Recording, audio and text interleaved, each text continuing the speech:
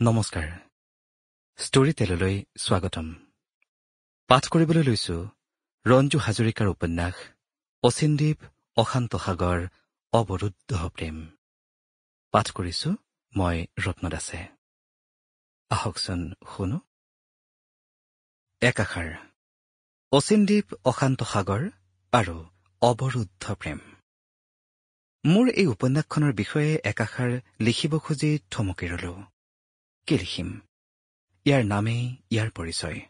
ই এখন এডভেঞ্চাৰ উপন্যাস যদিও ই যথাৰ্থতে এখন প্ৰেমৰ উপন্যাস মোৰ প্ৰিয় পাঠক পাঠিকাই ইতিমধ্যে নিশ্চয় মোৰ এটা দ্বীপ 7টা কবৰ প্ৰত্যুষৰ প্ৰতীক্ষা সিহঁত 7জন আৰু নগ্ন নিৰ্জন পঢ়িছে আটাইকেইখন উপন্যাসৰে পটভূমি হৈছে সাগৰ দ্বীপ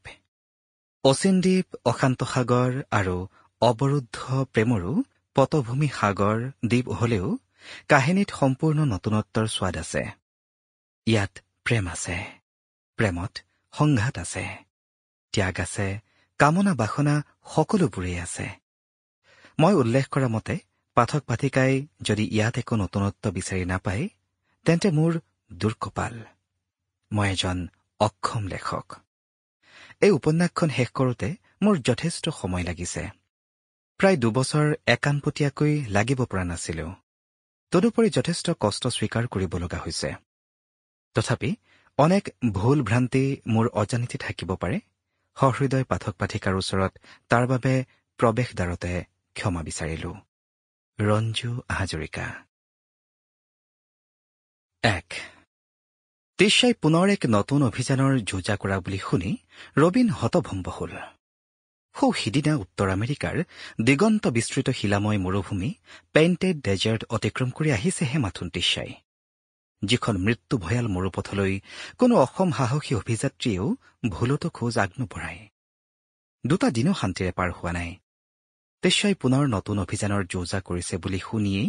ৰবীন গৈ টিচাৰ ওচৰত উপস্থিত হল এয়া মই কি শুনিছো টিচা ৰবীনে আচৰিত হৈ সুধিলে কি শুনিছা হাঁহি সুধিলে টিচাই আকৌ অভিযান এইবাৰ তুমিও বোলা তুমি বলিয়া হৈছা নেকি অভিযানৰ বাহিৰে তোমাৰ জীৱনত আৰু একো নাই অযথা কিয় খং কৰিছা মোৰ ফোনটো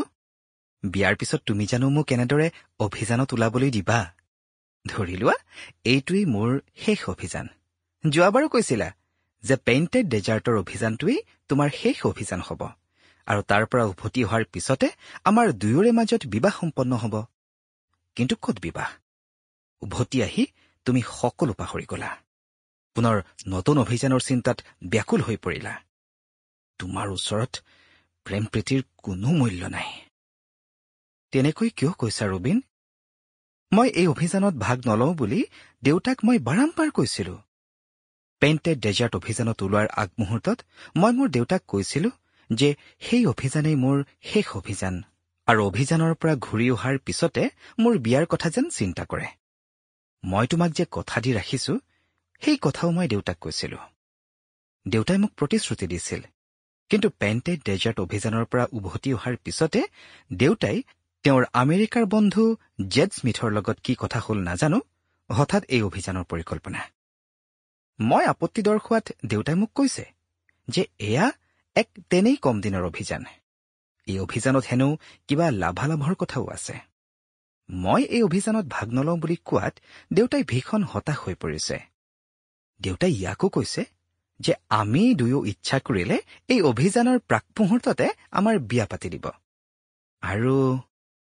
আৰু কি ৰবীনে আগ্ৰহেৰে সুধিলে তোমাকো এই অভিযানত ভাগ লোৱাৰ কথা কৈছে টিচাই হাঁহি কলে